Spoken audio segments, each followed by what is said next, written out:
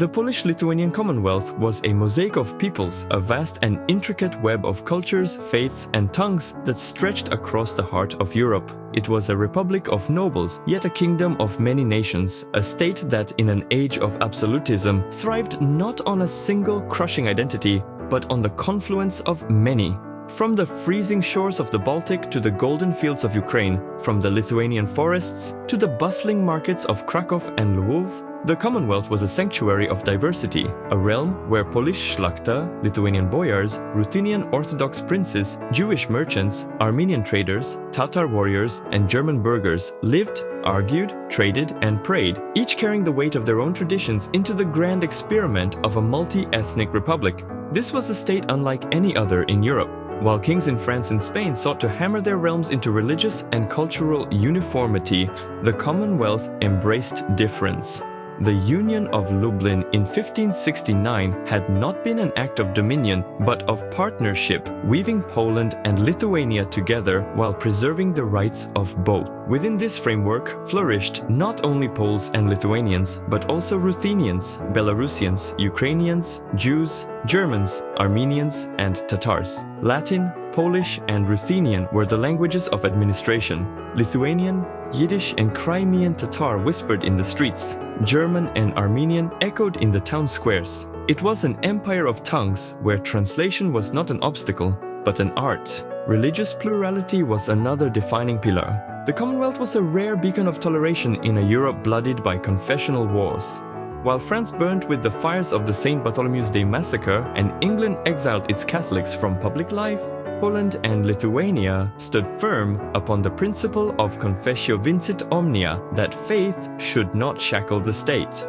The Warsaw Confederation of 1573 enshrined religious freedom, making the Commonwealth one of the first in Europe to codify such a radical notion. Here, Catholics worshipped beside Protestants, Orthodox Christians beside Jews and Muslims. Jesuit academies thrived in Krakow, yet Orthodox monasteries flourished in the east. The Tatars, descendants of the Golden Horde, found not persecution but patronage, serving as elite cavalry for kings who entrusted them with the defense of the very state that others might have cast them out from. The Jewish communities too found sanctuary in this diverse realm. As Spain expelled its Jews and Germany closed its cities to them, Poland and Lithuania opened their gates. Here in the Commonwealth, they built a civilization within a civilization, the fable Paradisus Judaeorum, the Jewish paradise.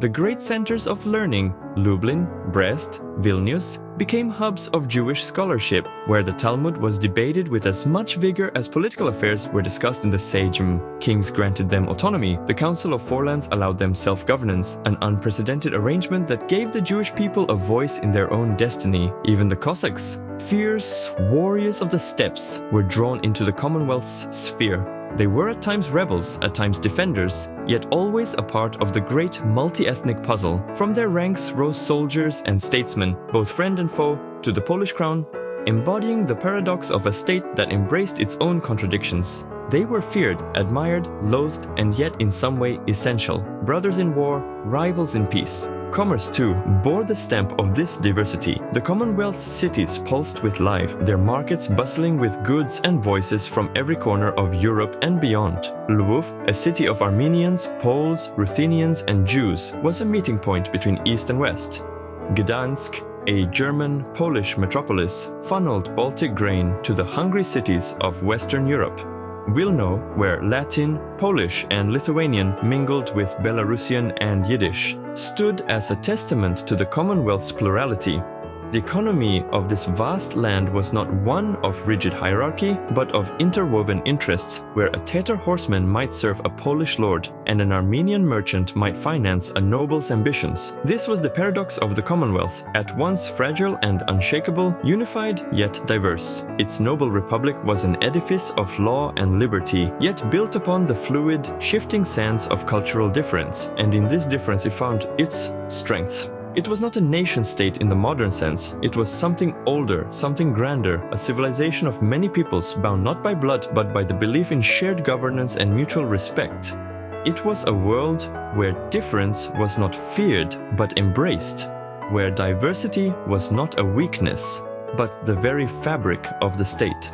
And though time would wear away its grandeur, though partitions and betrayals would carve it from the map, the Commonwealth's legacy would endure. Its memory lingers in the cities it once ruled, in the peoples it once united, in the very idea that nations need not be built on exclusion, but on harmony.